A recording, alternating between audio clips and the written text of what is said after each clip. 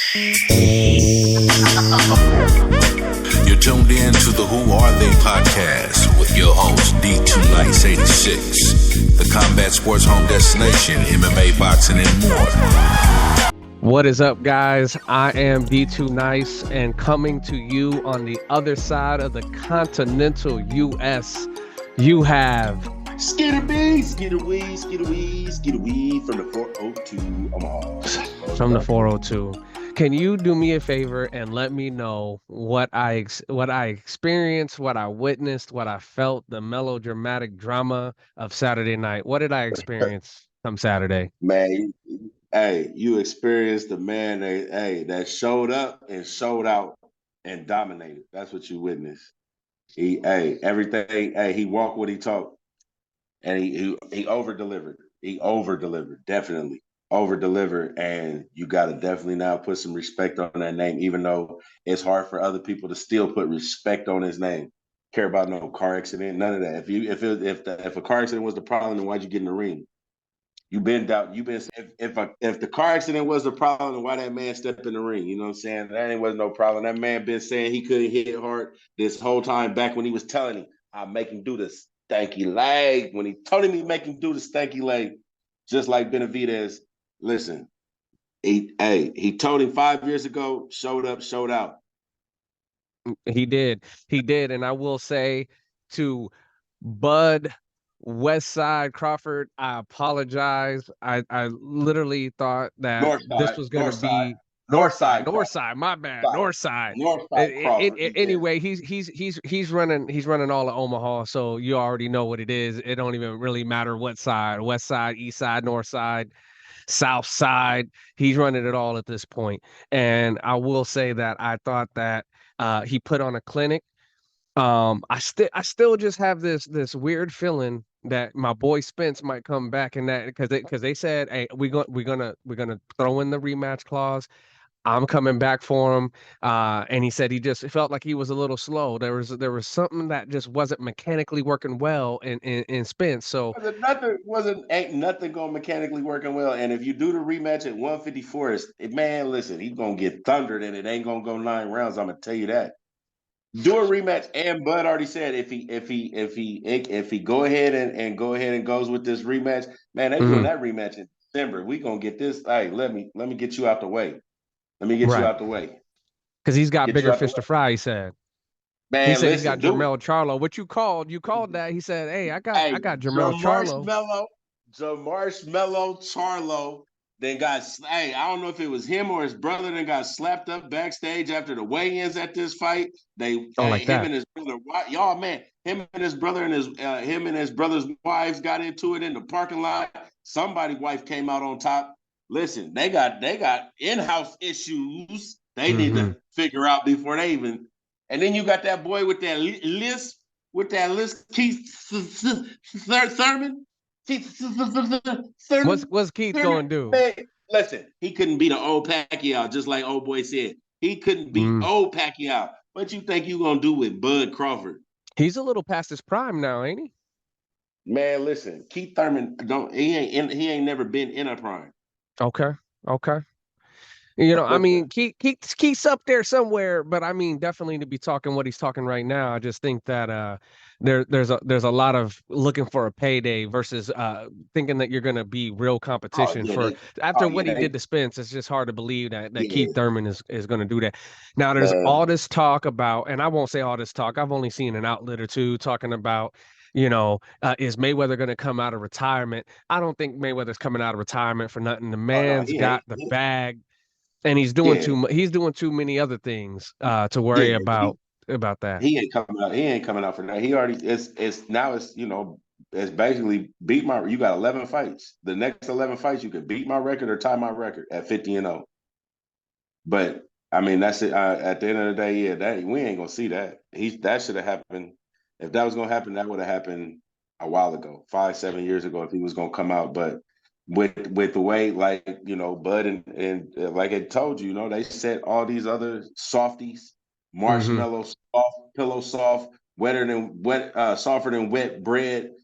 They set them up for that win, and just because whatever. So you know, for that would have happened if they would have did this shit in reverse with you know, setting Bud up with pay-per-view and all that. Mm-hmm. You might have had that happen, but even still, like I wouldn't have came back for that. I wouldn't have, you know what I mean? I'm 50 and I ain't coming back for that. Let the next man either beat my record or tie my record.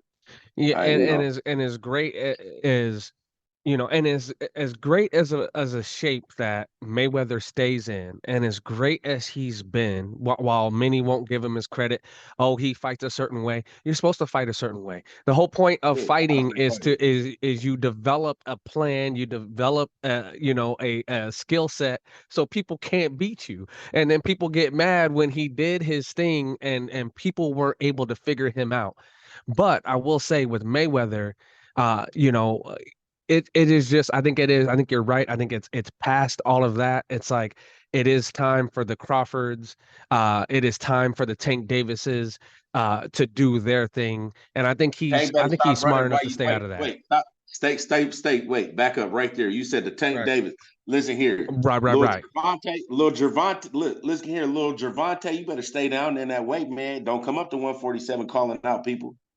Talking about you gonna stop Bud. You gonna put one. Man, He said listen. if he puts it, You he said if the he last, puts it on his chin, he's going to sleep. man, he ain't stopping and going to sleep. Shit. You heard what you heard what happened to Bud. Bud got shot in his head, man. Ain't nothing but God can beat that man right now. Tank said he gonna hit him like a tank though. He said forget the Listen, bullets. He said I'm gonna hit listen, him like a tank. I'm gonna listen. put him to sleep. Listen, he'll shake. Hey, listen, Bud gonna knock Baltimore up out that boy. You hear me? So I have a He gonna question knock for the you. west side of Baltimore up out that boy. So what stood out to you in this fight against Spence? Man, he As far what underestimated him. did you Everybody notice? know that. He underestimated Bud. So he came in Mm, with this plan like he was gonna flat foot bully him, and that Bud didn't hit hard. So he stood in front of him and he got his block knocked off. mm-hmm, That's what happened. Everybody see that. At the end of the day, Bud dissected that. That's why it was even more dominating. To see it was because Bud got to put that icing on the cake on him and set him up for all the failures that he thought he was gonna do. mm-hmm. You ain't power. What? I'll show you some real power. So he came Right, in there, underestimated Bud's power. When right. everybody kept trying to tell that man, listen, that boy got a Don't play with different it. snap. Don't play with Right, it. And he's strong. Just like he did Porter. When he picked Porter up in that fight, when Bud right. picked Porter up and moved him and the bell He rang, he walked away and fireman told him, carried you him. too little. Man, Right, fireman carried him. You too little. right. You too little. Man, stop He playing with is me. definitely physically strong. Even whether it's Man, coming from up the in weight feet or up. not. Um, Yeah. So I guess here's the real question because the talk and the real talk isn't Jermell Charlo right now. It's not Tank Davis. It is a rematch against Spence. So do you Don't see a nobody want to world see that. where Don't and maybe people don't want to see it, but it's his right with the rematch clause to say, hey, look, this is what I want, and you know I gave you the shot at the belts.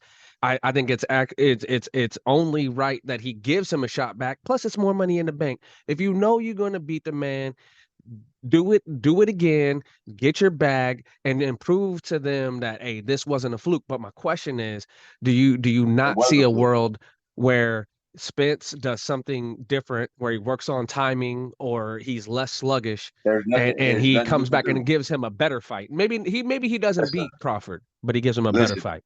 When you do 24/7 work on your craft, and that means you don't go when even if you have a barbecue or whatever, you ain't taking in no alcohol. You always in the gym perfecting your craft at all times.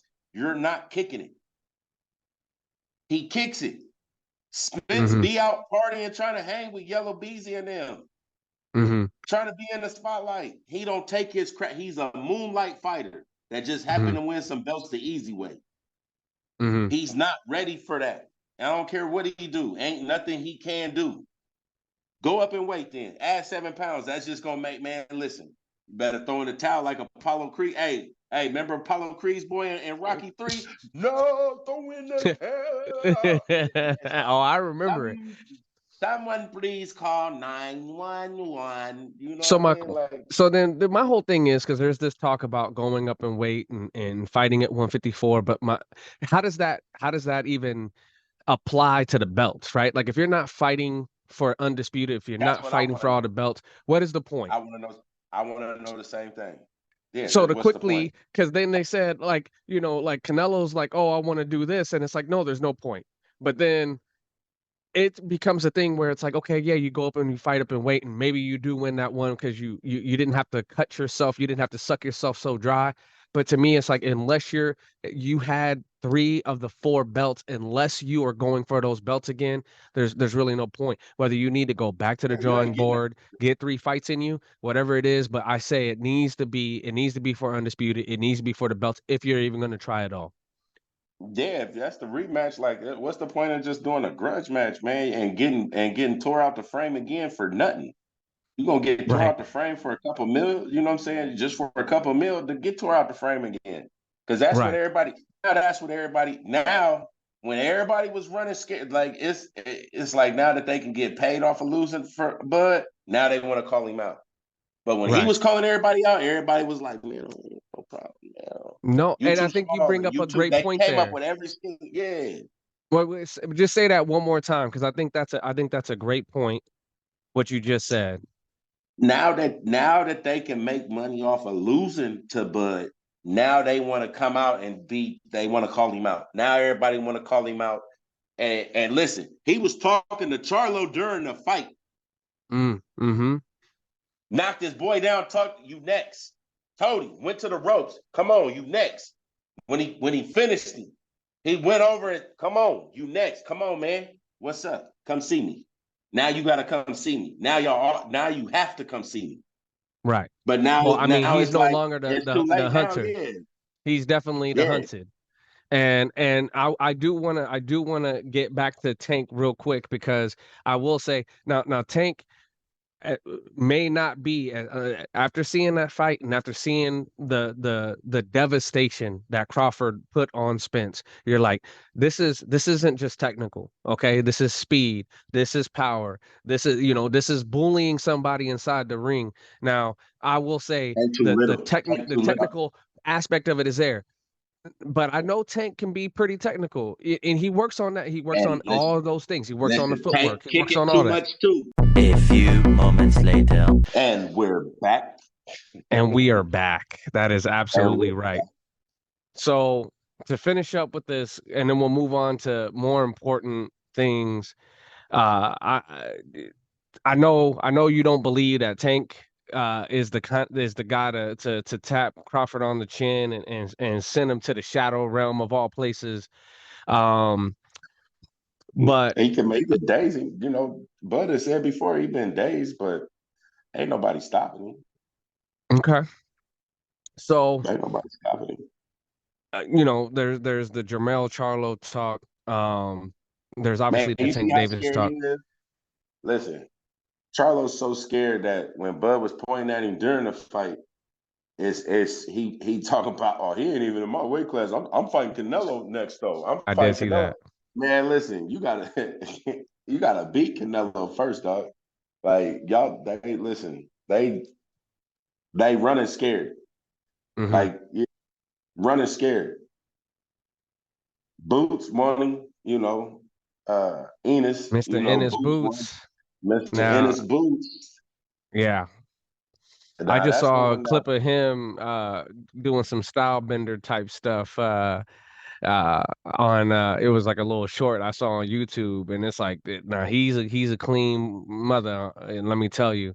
oh yeah, So Boots got skills. That's the only now let's be honest, like that's the only one I think that it could ever give Bud trouble. okay, Ain't nobody else out there. And even then, in trouble is like it go to a decision. right, he ain't That's knocking it. him out. He He definitely ain't ain't knocking him knocking out. him out. But it'll be a sporty, nice fight where it's gonna come to the cards. Well, But even then, like, you know what I'm saying? I don't know how he ain't none of these guys really been, Charlo already done lost and had a draw. You know what I'm saying? mhm. So it's just shown, we know in the Charlo family, them chins is weak because he almost got dropped when Caleb Plant slapped the shit out of him at the weigh-ins of Bud's fight. I don't know Right. if it was him or his brother that got slapped, but it Think it showed was right there Jermell. that, man, listen, chin, hey, you see, he The Lord caught him for the embarrassment. But Caleb open hand slapped him like the slap shit that the UFC got going. Hey, ha! Right. Man. And he said, stop folded. grabbing on my beard, man. Right. The disrespect. He said, I'm not going to put up with the disrespect. Respect. Right. Listen. And listen, almost put him face first.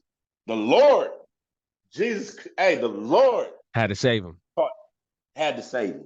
Then nobody else had to. The Lord, hey, hold up. Don't do, hey, not right now. This ain't the place to fall out. Yeah. Right. Do that inside the ring. Don't do that right here. Right. In front of these not people. Right here. Don't fall out right here, man. But yeah, you did get knocked out, right? He was asleep. Mm-hmm. He was out. Man, that shit, hey, like he was By the Lord hey, caught him. But with that being said, so they got a fight coming up.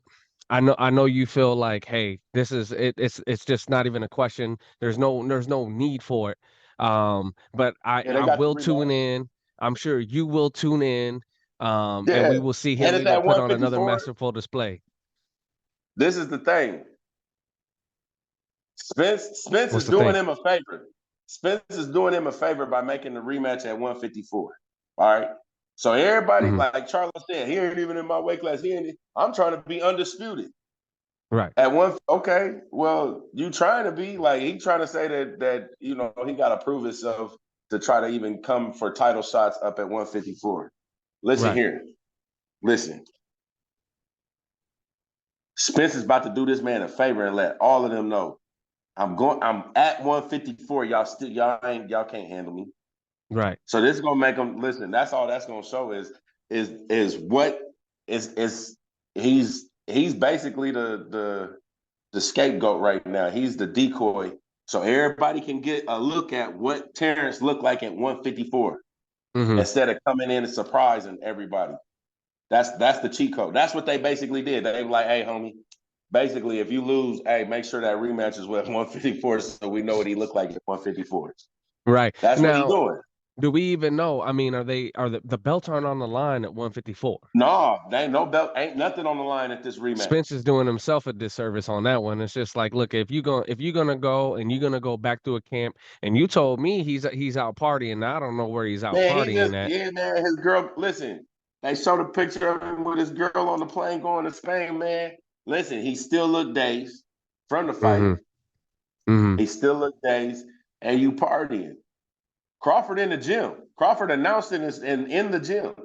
Yeah, I accept his rematch. I accept it. December 2nd, though.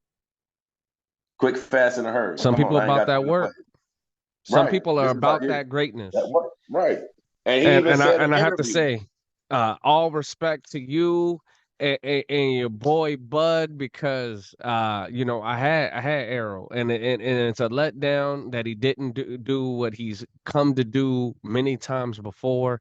But it happens that way sometimes, and at this point, if he's going to Spain, he needs to come back. He needs to put the boots back on the ground, and he needs to get back to business. If he's really doing what he said he's coming to do. Listen, we're gonna see. If he coming back in with Derek James as his fucking cornerman, as his trainer, it's gonna be even more embarrassing. Like he might get knocked out in the that shit might not make it past 5 rounds. Derek James didn't have no answers for him during that fight, other than keep your composure. Right. Get some better answers found. No, and he had no communication between no advice, servers. no nothing, no advice or nothing on what to do different, no change up, no nothing. But you keep going in here flat footed, thinking you gonna bully him with these power punches that you so called have.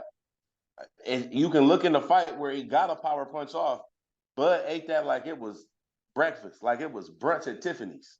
And everybody wants brunch at Tiffany's. Everybody wants that. Mimosas on Earl. Jalapeno mimosas at that, because it comes with the spice.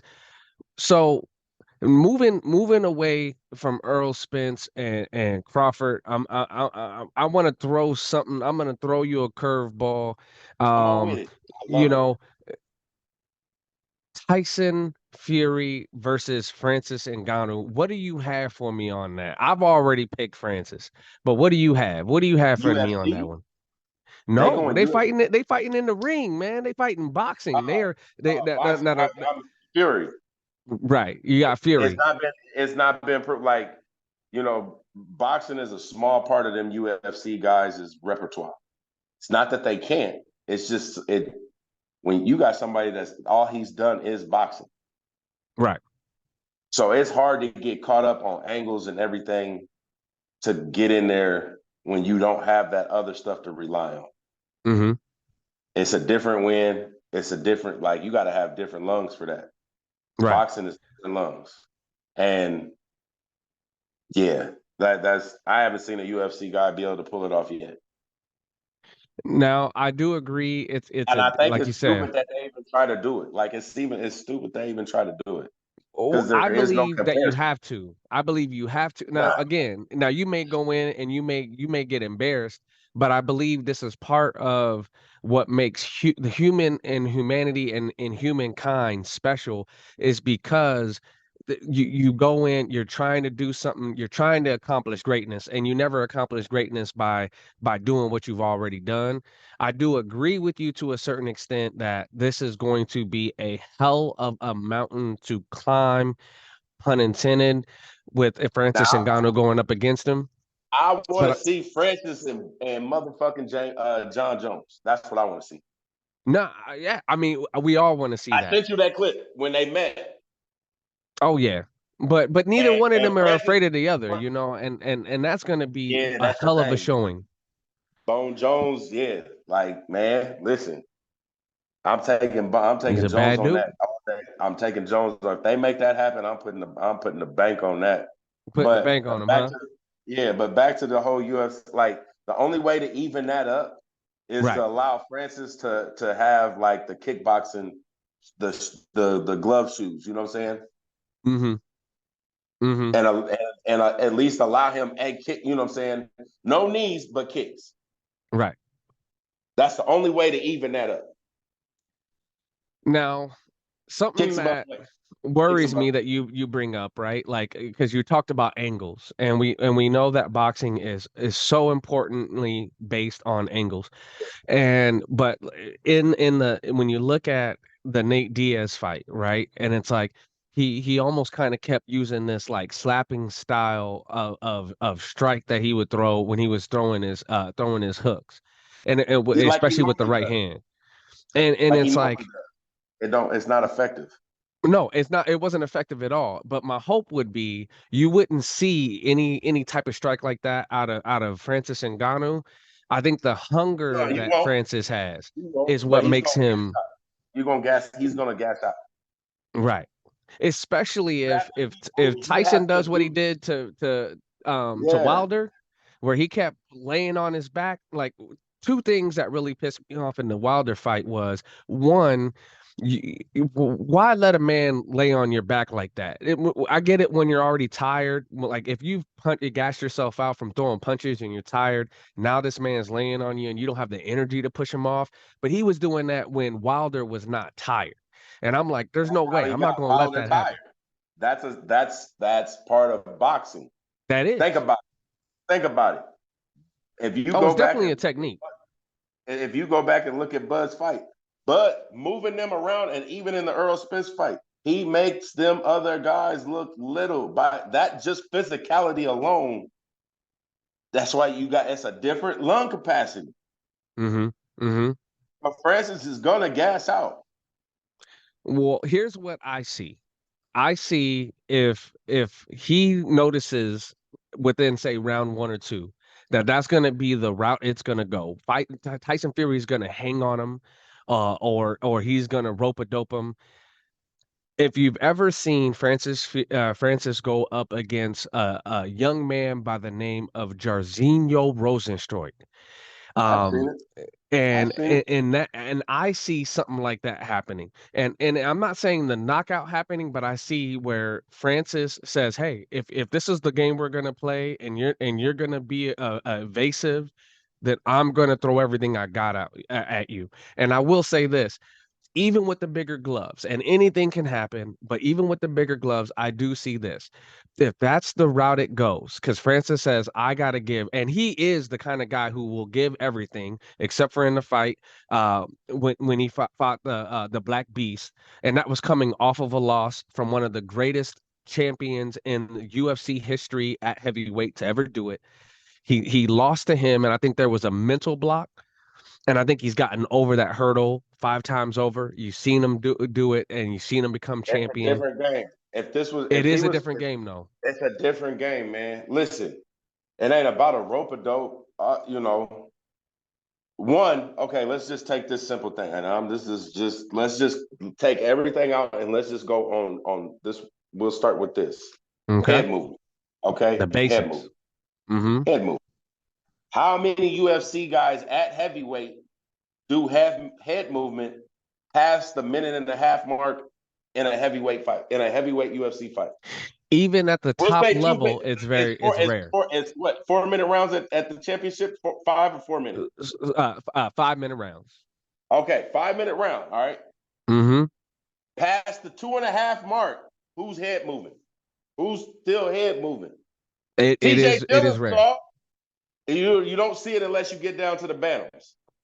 Right. I mean, TJ Dillashaw's. I mean, yeah, it is very rare. With the ears, they still keep their little head movement going.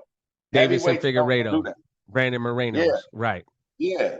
So no, and you're right. It's the smaller guys typically who are going to keep that head movement. But I think that's the thing, and it's very rare where I think they even train that in the beginning. I mean, it's just the more spry of the smaller guys that are going to keep that movement. So I'll give you that. And I think that if Francis doesn't have that, you might be right. It might be an early night for Francis if he doesn't have, but he's training with Mike. Yeah, because I will say, Fury is training with Mike. Who? Technical with his. He's training with your boy Mike Tyson. Okay, well then that might change the game a little bit if he listens to Mike. And he listens. So let me say this. So when he lost to Stipe Miocic, and we're talking about Francis here. When Francis lost to Stipe, I know the fight. Yeah.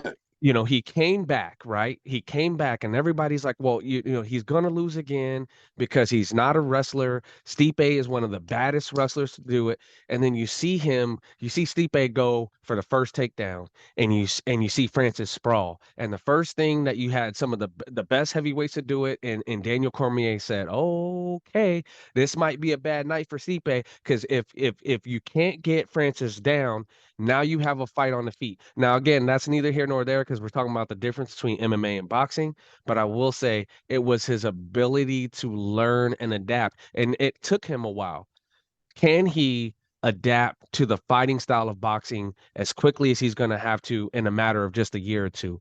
He's got a great striking coach, and he's going with Mike. But here's the question now. Okay. What's the height difference here? How tall is Francis? Francis is 6'4". And I think your boy is 6'7", right? Think about it. Mike was going against 6'4" at 6 feet, 6'1". All right. Right. So this is the contrast. This is what, if he can pick up that peekaboo fast enough, yeah, Tyson's in trouble. This might be the first UFC boxing win.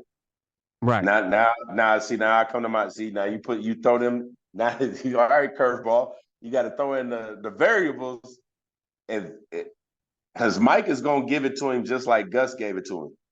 Right. So it's going to be grueling. And it's, if you watch the stuff where Mike tell you, training with Gus was like, it was never, it just seemed like I would seem like I was right, but it was always something missing.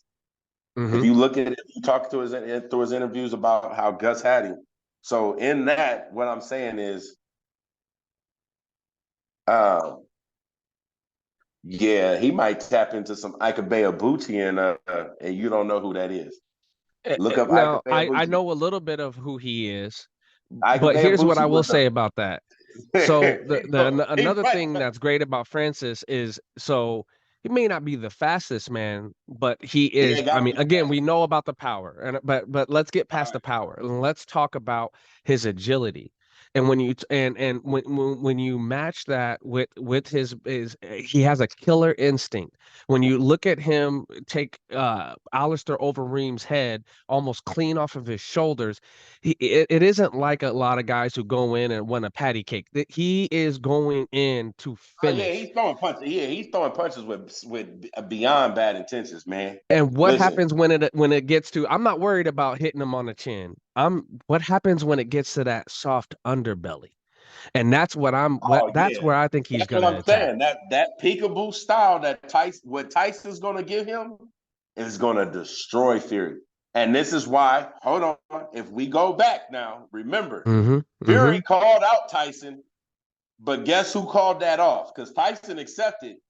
Mm, Fury's people called that off because that would have been devastating to his career if a 50-something-year-old Mike came in and destroyed him mm-hmm. because Mike seen all those holes. Right. And with that peekaboo style, it's boom, boom. Right. And especially if you're not And training that's your why I core. said, And I'm just saying if you're that not. they come from the same area of Africa. When I say that's why I said Ika Beabuchi, because after Tyson, it wasn't a furious. I mean, when we talk about power punchers, like Tua and them didn't have him. You know what I Right. mean? Like they didn't have shit. He hit like a man. Listen, like a Clydesdale kicking, man. Right. Listen, it was serious.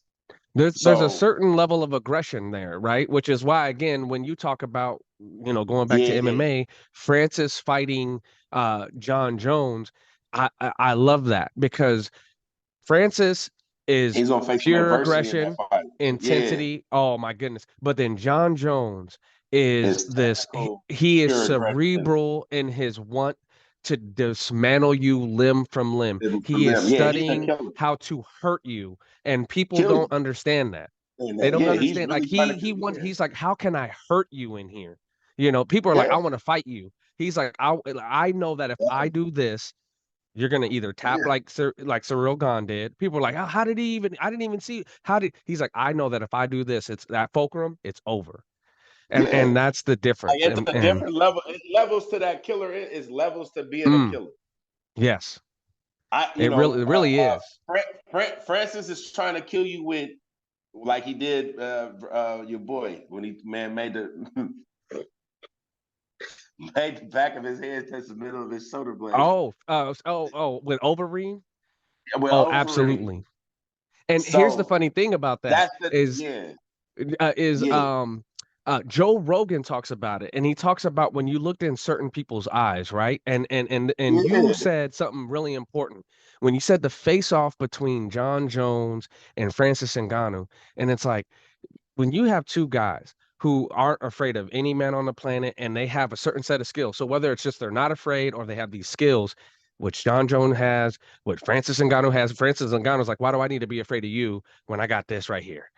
And really comes down to this. It's like imagine a fight between two men who are like, I'm not afraid. Like I can't even say it the way I want to say it because neither one of them Yeah, they is ain't scared. Like afraid. them is two killers. Like they, but that's the first time I ever seen Jones give another fighter respect back. Even though he said, "Man, I'm gonna give you the business, but I respect you." He looked him in his eye and seen he was looking at another killer. It's just that they come a different set. Absolutely. That killer got a different set of skills, but got Mm-hmm. that same hunger. Like, man, you're gonna have to kill me in here. But it's Because respect all though. it takes is this. See, that's the thing is when other guys, You he gonna have to. knows that, Yeah, hey, you may be coming to get me. there's Like a he breaking knows point. Stipe's Yeah, game. He knows that Daniel Cormier's game, yeah. but it's gonna take grinding to get him out. He knows that with Francis Ngannou, it don't take no grind. It takes Yeah, it is a one, grind. and It that's is a it. grind. No, it's a grind either way on both sides. That's what I'm saying. When it comes to that killer like that, like listen, they looked each other in that eye. If you really watch it, it's both. It's a mutual agreement without even having to Oh, be said. It absolutely. was all eye contact, basically saying like, look, I'm you listen. You gonna have to gnaw just as long as I'm gonna gnaw on you, but Well, I'm and not that's the breaking. thing. But Francis And can that's gnaw a little less.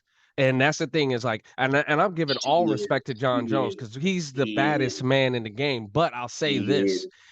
if you ever see John Jones do his face-offs, when he does his face-to-face, usually he doesn't even look at his opponent because I'm not in John Jones's head, but to me, I get a sense of you're not even. I am looking through you. You aren't even worthy. But then when he looks at Francis Ngannou, he's like, now here, this is a lion looking at another lion saying, I see Yeah, you. that's what I'm saying. A killer, a killer. Yeah, they see each other. Like I said, they just have separate. One has this set of skills, and the other one has this set of skills. They still kill. At the end of the day, it comes down to this. All right, I'm gonna say this. That like this is you take this with you, and when y'all hear this, take this with you as long as you go. Mm. Lay it on us. It isn't the violence in a man that separates men. It's the distance a man is willing to go that separates him from other men. Okay. Hear me when I say that. And it ain't the violence in a man that separates him from other men. It's the distance a man is willing to go. Okay. Them two is willing to go. Like you, like listen, you either gonna have to kill me. Like there's no break. So what do you do with that? Right.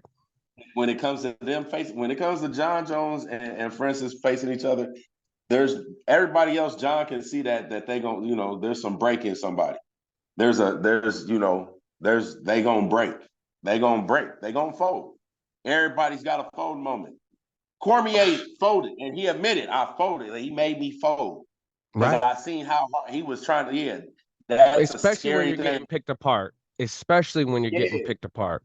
Absolutely. So that's why I say it's gonna be some adversity for Francis facing John, because that, neither one of them have seen each other as far as face anybody that they can relate and say, this one is like this one, and this one is like that one. Yeah. It's not there. It's not there. But absolutely, they are both two different breeds of lion. That's for sure. Man, you got me kind of wanting to put my money on Francis with this Fury thing. When is the fight? That fight is in September, I believe, like September 9th or something like that. But we're gonna check.